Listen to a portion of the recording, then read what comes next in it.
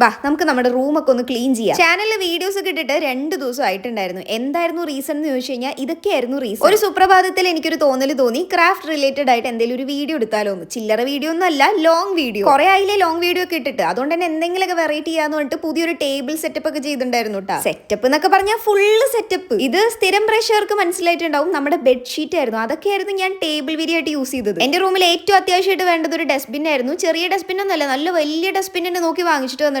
അടുത്ത സെറ്റപ്പ് ആയിരുന്നു ഇത് ആക്ച്വലി ഇത്രയും ഹൈറ്റ് വരുന്ന വലിയൊരു ഷെൽഫ് ആട്ടാ. പക്ഷെ മൊത്തം ഫിക്സ് ചെയ്യാൻ സമയമില്ലാത്തതുകൊണ്ട് ജസ്റ്റ് മുകളിലെ ഭാഗം മാത്രം ഫിക്സ് ചെയ്ത് കയറ്റി വെച്ചതായിരുന്നു. ഇതുകൊണ്ടാണ് പറഞ്ഞത് മൊത്തം സെറ്റപ്പ് ആയിരുന്നു എന്നുള്ളത്. അത്യാവശ്യം കുറെ കാലം കഴിഞ്ഞിട്ടാണ് ഇത്രയും പ്രൊഡക്റ്റീവ് ആയിട്ടുള്ള ദിവസങ്ങളൊക്കെ എന്റെ ജീവിതത്തിൽ വന്നത്. ആ ദിവസങ്ങളുടെ ബാക്കിയായിട്ടാണ് എന്റെ റൂം ഈ ഒരു കോലത്തിലായത്. ഈ ഒരു ഡിഫ്യൂസർ നോക്കി വെച്ചോട്ടെ. ഞാനൊരു കാര്യം പറയാം, നിങ്ങൾ എപ്പോഴെങ്കിലും സ്മെൽ ഹോൾസ് മെമ്മറീസ് എന്നൊരു കാര്യം പറഞ്ഞു കേട്ടിട്ടുണ്ടോ? അതായത് ചില മണം നമുക്ക് ഇങ്ങനെ കിട്ടുമ്പോൾ പെട്ടെന്ന് നമ്മൾ അത് റിലേറ്റ് ചെയ്ത് എന്തെങ്കിലും ഒരു മെമ്മറിയിലോട്ട് പോകുന്ന പോലെ തോന്നും. ഫോർ എക്സാമ്പിൾ പറയാനാണെങ്കിൽ സ്കൂളിലോ കോളേജിലോ പഠിക്കുമ്പോൾ നമ്മൾ യൂസ് ചെയ്യുന്ന ഒരു പെർഫ്യൂം, ആ ഒരു പെർഫ്യൂം കുറേ വർഷങ്ങൾക്ക് ശേഷം നമ്മൾ യൂസ് ചെയ്യുമ്പോൾ പെട്ടെന്ന് നമുക്ക് സ്കൂൾ കോളേജ് ആ ഒരു ടൈമിലുള്ള മെമ്മറീസ് ഒക്കെ മനസ്സിൽ വരും. മനസ്സിലായി എന്ത് ഉദ്ദേശിക്കുന്നു? ആ ഒരു ഫീൽ അനുഭവിച്ചിട്ടുണ്ടോ? അപ്പൊ ഞാൻ ഇത്രയും കാര്യങ്ങൾ പറഞ്ഞു വന്നത് എന്തിനാന്ന് വെച്ച് കഴിഞ്ഞാൽ, ആ ഒരു ഡിഫ്യൂസർ ഉണ്ടല്ലോ, ആ ഡിഫ്യൂസർ ഞാൻ സ്കൂളിൽ പഠിക്കുന്ന ടൈമിൽ ഒരിക്കൽ വീട്ടിൽ വാങ്ങിച്ചിട്ടുണ്ട്. എക്സാക്ട് സെയിം സാധനമല്ല, ഒരു കുഞ്ഞ് സാഷെ. ആ ടൈമിലാണെങ്കിൽ ഞാൻ കുറേ ക്രാഫ്റ്റ് വർക്ക് ചെയ്യുമായിരുന്നു. അപ്പൊ ഈ ഒരു സാധനം കഴിഞ്ഞ ദിവസം ലുലുവിൽ കണ്ടപ്പോൾ ഞാൻ ജസ്റ്റ് ഒരു നൊസ്റ്റാൾജിക്ക് വേണ്ടി വാങ്ങിച്ചതാണ്. പക്ഷെ വീടെത്തി ഈ സാധനം സ്മെല്ല് ചെയ്ത് കഴിഞ്ഞപ്പോൾ എനിക്ക്